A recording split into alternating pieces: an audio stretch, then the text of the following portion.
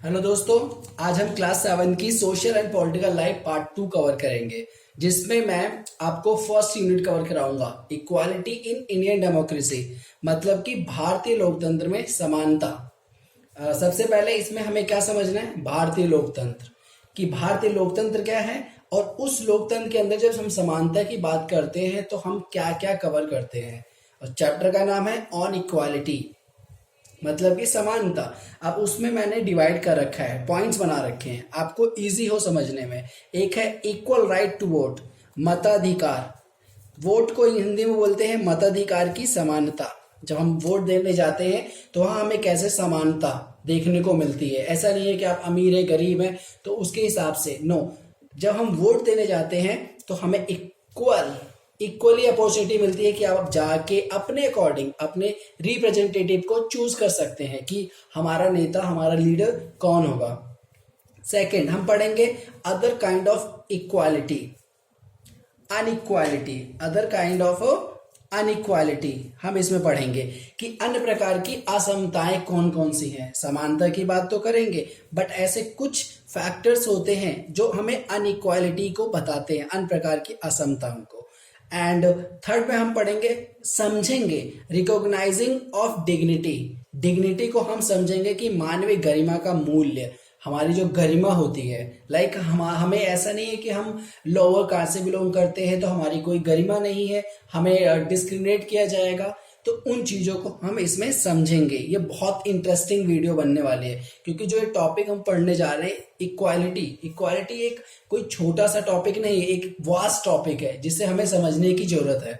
And इसके बाद हम पढ़ेंगे इक्वालिटी इन इंडियन डेमोक्रेसी। अब इंडियन डेमोक्रेसी हम समझेंगे तो उसमें हम इक्वालिटी को भी समझेंगे कि जब हम लोकतंत्र की बात करते हैं तो समानता को किस हद तक और कितना लेवल तक और कितना उसकी गहराइयों को समझेंगे।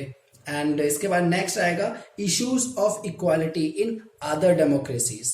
मतलब डेमोक्रेसी एक टाइप की नहीं होती है, डिफरेंट डिफरेंट टाइप की पाई जाती है। मतलब उनका टारगेट तो ये होता है कि bye the people for the people, कि एक लोगों के लिए लोगों का शासन होता है। बट उसमें भी कुछ डिफरेंशिएट मिलता है, उन डिफरेंशिएट को समझने की कोशिश करेंगे। लाइक लोकतंत्र में समानता के मुद्दे क्या क्या होते हैं। एंड लास्ट हमारा होगा चैलेंजेस ऑफ डेमोक्रेसी, लोकतंत्र की चुनौतियां। और इसमें हम लास्ट में क्या होगा, हम समझेंगे कि लोकतंत्र तो समझ लेंगे समानता, बट उनमें चुनौतियां क्या आती हैं। So let's start. सबसे पहले हम इक्वालिटी को समझते हैं। इक्वालिटी का मतलब क्या होता है? इक्वालिटी का मतलब होता है समान, एक समान, न तो कास्ट के बेसिस पे, न तो कलर के बेसिस पे, न जेंडर, किसी भी बेसिस पे हमें डिस्क्रिमिनेट ना किया जाए। मतलब हमें इक्वल अपॉर्चुनिटी मिले। फॉर एग्जांपल, हम किसी भी स्टेट में रह रहे हैं, कोई भी चीज हो रही है तो हमें इक्वल अपॉर्चुनिटी मिले। स्कूल में अगर एडमिशन लेने जा रहे हैं तो हमें ऐसा ना कहा जाए कि आपका कास्ट, आप इस कास्ट से बिलोंग करते हो, हमें कास्ट के बेसिस पे, कलर के बेसिस पे डिस्क्रिमिनेट ना किया जाए। उसे बोलते हैं समानता, समान, एक समान देखा जाए। इसकी सिंपल डेफिनेशन है equal in every situation, in everything. चाहे वो जॉब के लिए हो, चाहे कहीं एडमिशन लेने की बात हो, या कुछ भी, हर जगह आपको एक समान देखा जाए, उसे बोलते हैं समानता। अब पहला टॉपिक अगर हम डिस्कस करें, ये कोई पुराना टॉपिक नहीं है, ये बहुत ज्यादा, मतलब अगर हम देखें तो ये पहले से चला आ रहा है। ज्यादा जितना पुरानी बातें कोई जाएंगे हमें समझ में आएगा कि समानता कब से स्टार्टिंग आई। ठीक है, अब हम अगर समझे first topic equal right to vote. अब इसमें इक्वल राइट टू वोट में हम क्या समझते हैं? मताधिकार की समानता। सब लोग वोट देने जाते हैं। जब हम वोट देने जाते हैं सबको एक राइट मिला है कि if you are above the 18 year then you have a right to vote. Right, ये नहीं है कि आप अगर 16 के हो आप बोलो कि हमें तो इक्वल समझा ही नहीं जा रहा। ऐसा नहीं है। According to constitution, who is above the 18 can cast a vote. तो ये होता है मताधिकार की समानता।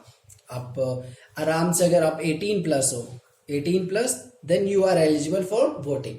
राइट, इसमें उसकी बात की जाती है राइट टू वोट। तो हमें ये राइट टू वोट मिल जाता है 18 के बाद। एंड नेक्स्ट अगर हम समझें अन्य प्रकार की असमताएं। अब समानताओं की तो हमने बात कर ली, अब अन्य प्रकार की असमताएं कैसे होती हैं। अगर हम सोसाइटीज को देखें तो सोसाइटीज में हम क्या पाते हैं कि कास्ट सिस्टम, आपको पता है कास्ट सिस्टम है। कास्ट में हमारे पास सबसे ऊपर कौन है, ब्राह्मण, फिर उसके नीचे क्षत्रिय, फिर उसके नीचे वैश्य, फिर उसके नीचे शूद्र। मतलब 1 2 3 4 कास्ट में डिवाइडेड है हमारी सोसाइटीज। मतलब हमारी सोसाइटीज, तो उन केसेस पे हमें असमताएं देखने को मिलती है। अगर हम विलेज लेवल पे जाएं, अगर हम विलेज में जाएं, लाइक विलेज, राइट, वहां पे मतलब कि अर्बन एरियाज में, रूरल और अर्बन की डेफिनेशन से हम समझेंगे। एक तरफ हो गया हमारा अर्बन, दूसरी तरफ हो गया रूरल, मतलब गांव का एरिया और ये शहर। अगर हम शहर में देखें तो हमें कास्ट के बेसिस पे कोई असमताएं देखने को नहीं मिलती, बिकॉज यहाँ पे कोई इसको इतना ज्यादा हद तक नहीं मानता है कि कास्ट भी होना चाहिए। बट जब हम गांव की बात करते हैं तो वहां पे हमें ज्यादा देखने को मिलता है कि अगर आप शूद्र हो तो ब्राह्मण के साथ में बैठ नहीं सकते। इस टाइप की हमें असमताएं देखने को मिलती है। तो इन चीजों को हम इसमें समझेंगे, लाइक तो। और अर्बन में हम देखते हैं तो हम यहां समझ पाते हैं कि अर्बन में ऐसा कुछ नहीं मिलता है। तो caste, colour, skin colour, right, तो इन चीजों को हम देखते हैं। उसके बाद अगर हम नेक्स्ट पे आए, बस हमें इसमें यही पढ़ना है, कास्ट। एंड नेक्स्ट में हम आए तो मानवीय गरिमा का मूल्य, गरिमा मतलब कि डिग्निटी, इसको हम रिकॉग्नाइज करेंगे।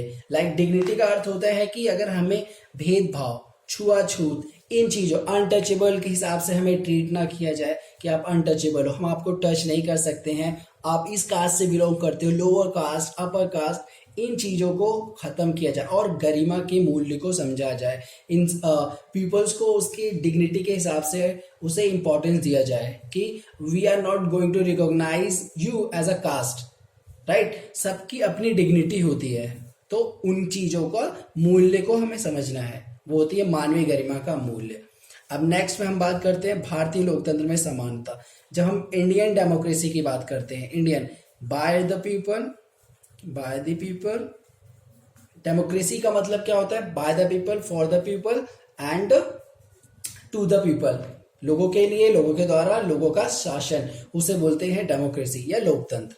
अब उसमें जब हम समानता की बात करते हैं तो डेमोक्रेसी की सबसे इंपॉर्टेंट अगर हम चीज देखें, जो समानता प्रोवाइड कराता है, जहां पे हमें बिना किसी सोचे समझे लोग शासक को चुनते हैं, तो वो शासक हमें एक समान रूप से हमें देखता है, हमारे लिए कार्य करता है, तो उसका ये कार्य हो जाता है। तो भारतीय लोकतंत्र का एक मेन पिलर माना जाता है समानता, राइट। उसके बाद अगर हम बात करें अन्य लोकतंत्रों में समानता के मुद्दे, अब अगर हम एग्जांपल लें अमेरिका और इधर इंडिया, इंडिया में भी डेमोक्रेसी है, अमेरिका में। अगर हम इंडिया की बात करें तो इंडिया में काफी हद तक समानता देखने को मिलती है। अगर हम विलेज लेवल के कुछ ऐसे गांव होते हैं जहां पे स्टिल हमें असमता देखने को मिलती है, कास्ट के बेसिस पे, कलर के बेसिस पे।